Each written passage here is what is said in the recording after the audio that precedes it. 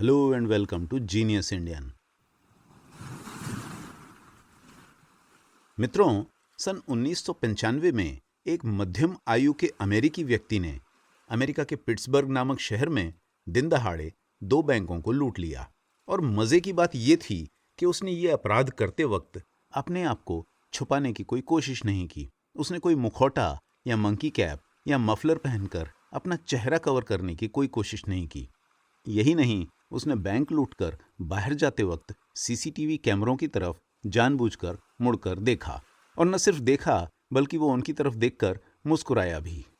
कहने की जरूरत नहीं कि सीसीटीवी के फुटेज की मदद से पुलिस को उसे ढूंढने में ज्यादा तकलीफ नहीं हुई और उसे कुछ ही घंटों के भीतर गिरफ्तार कर लिया गया। उसका नाम था मैकआर्थर व्हीलर, और वो पुलिस को अपने दरवाजे पर देखकर बिल्कुल आश्चर्यचकित रह गया। और वो इसलिए क्योंकि उसे पूरा भरोसा था कि पुलिस उसे पकड़ नहीं सकती, और ये भरोसा उसे इसलिए था क्योंकि उसने बैंक लूटने से पहले अपने चेहरे पर नींबू का रस अच्छी तरह से लगाया था। और उसका ये मानना था कि अगर चेहरे पर नींबू का रस अच्छी तरह से लगाया गया हो तो आप अदृश्य हो जाएंगे, इनविजिबल हो जाएंगे। इतने इनविजिबल कि सीसीटीवी कैमरा को भी आपका चेहरा नहीं दिखाई देगा। पुलिस वालों को उसकी बातें सुनकर हंसी आई और उन्होंने निष्कर्ष निकाला कि व्हीलर पागल नहीं था और ना ही उसने ड्रग्स का नशा किया हुआ था। वो तो बस अविश्वसनीय रूप से गलत था और उसे अपने नॉलेज पर और अपनी इंटेलिजेंस पर जरूरत से ज्यादा भरोसा था। कुछ इसी तरह के मामले में 30 अक्टूबर 2017 को बिरजू सल्ला नामक एक व्यक्ति ने मुंबई से दिल्ली की एक उड़ान के दौरान एरोप्लेन के शौचालय में एयरक्राफ्ट में एक बम के मौजूद होने का एक नोट रख दिया, जिसे देखकर एयरक्राफ्ट के पायलट्स को एयरक्राफ्ट को अहमदाबाद में इमरजेंसी लैंडिंग के लिए मजबूर होना पड़ा। सीसीटीवी की रिकॉर्डिंग्स देखने के बाद पुलिस ने बिरजू सल्ला से बम के होने की गलत सूचना रखने का कारण पूछा, तो उसने बताया कि हालांकि उसके पास कोई बम नहीं था, लेकिन उसका इरादा बम की अफवाह फैलाकर एयरक्राफ्ट को जबरदस्ती इमरजेंसी लैंडिंग करने पर मजबूर करना था। और वो इसलिए क्योंकि वो चाहता था कि इस इमरजेंसी लैंडिंग की वजह से जेट एयरवेज का आर्थिक नुकसान हो जाए, जिससे जेट एयरवेज बंद हो जाए, जिससे उसकी एक गर्लफ्रेंड जो जेट एयरवेज में काम करती थी वो बेरोजगार हो जाए, जिससे वो उसे अपने साथ शादी के लिए मंजूर कर सके, शादी के लिए एग्री कर सके। जैसा कि आप समझ सकते हैं, उसके विचारों की श्रृंखला मैकआर्थर व्हीलर की तरह ही गलत थी, क्योंकि कोई भी एयरलाइन केवल एक एक्स्ट्रा लैंडिंग की वजह से आर्थिक रूप से तबाह नहीं हो जाती। और इसी गलत सोच की वजह से बिरजू को लेने के देने पड़ गए। अपनी गर्लफ्रेंड से शादी तो दूर, उसे डीजीसीए को 5 करोड़ रुपए का जुर्माना देना पड़ा। साथ ही उसे हमारे देश के नो फ्लाई लिस्ट में इंक्लूड किया जाने वाला पहला व्यक्ति घोषित किया गया, जिसका मतलब है कि वो फिर से उड़ान नहीं भर सकता। लेकिन उससे भी अधिक दुर्भाग्यपूर्ण बात यह है कि उसे 20 वर्ष की जेल की सजा हो गई।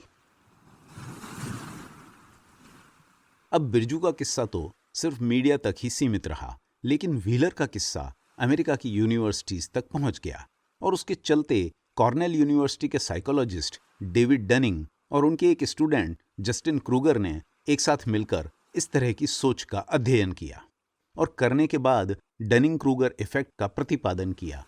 उन्होंने तर्क दिया कि कई लोग अपनी गलत सोच की वजह से अपनी क्षमताओं का बढ़ चढ़कर आकलन करते हैं। कई लोग अपने आप को दूसरों से बहुत ज्यादा स्किल्ड मानते हैं, बहुत ज्यादा बुद्धिमान मानते हैं। जैसा कि आप समझ सकते हैं, ये बहुत ही कॉमन बात है। लेकिन जहां इस दुनिया में हम में से ज्यादातर लोग अपने आप को 30 मार खां समझते हैं, जहां अधिकतर लोग अपने आप को कुछ ज्यादा टैलेंटेड मानते हैं, कुछ ज्यादा सोशल स्किल्स वाला मानते हैं, वहीं कुछ लोगों में ये घमंड बहुत बड़ी मात्रा में होता है और ऐसे लोग डनिंग क्रूगर इफेक्ट से ग्रसित कहे जाते हैं।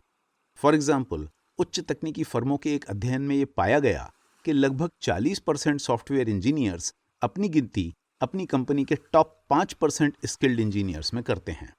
इसी तरह अधिकतर कार ड्राइवर्स अपने आप को दूसरे ड्राइवरों से ज्यादा स्किल्ड समझते हैं। कई बार जब लोग एक बिजनेस एंटरप्राइज में सफलता पा लेते हैं तो वे डनिंग क्रूगर इफेक्ट से ग्रसित हो जाते हैं और वे सोचने लगते हैं कि अब उनके हाथ जादुई चिराग आ गया है, जिसके चलते वे हर क्षेत्र में कामयाब होंगे। जैसा कि आप समझ सकते हैं कि एक क्षेत्र में आपकी सफलता का दूसरे क्षेत्र से कुछ लेना देना नहीं होता। एक क्षेत्र में आपकी सफलता दूसरे क्षेत्र में आपकी सफलता की गारंटी नहीं हो सकती। और कई बार इस ओवर कॉन्फिडेंस की वजह से लोग अपनी पिछली कमाई से भी हाथ धो बैठते हैं। ऐसा ही कुछ सत्यम कंप्यूटर्स के रामलिंग राजू के साथ हुआ। रामलिंग राजू 1977 में अमेरिका से MBA करके भारत लौटा और एक दशक के भीतर ही उसने सत्यम कंप्यूटर्स लॉन्च किया।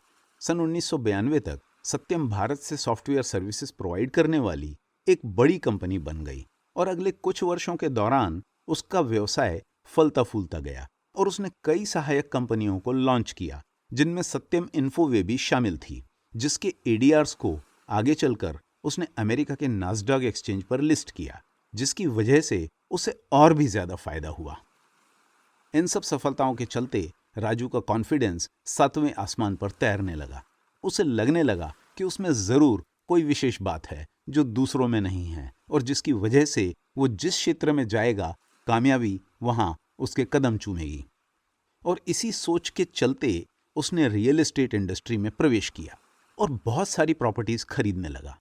और उसे अपने स्पेशल होने पर इतना कॉन्फिडेंस था कि वो प्रॉपर्टीज महंगे दामों पर भी खरीदने से नहीं डरा। और जब पैसा खत्म हो गया तो उसने सत्यम कंप्यूटर्स और अपनी अन्य कंपनियों के अकाउंट्स में हेराफेरी करके और प्रॉपर्टी खरीदी। यह सिलसिला कई महीनों तक चलता रहा और वो प्रॉपर्टीज खरीदता गया।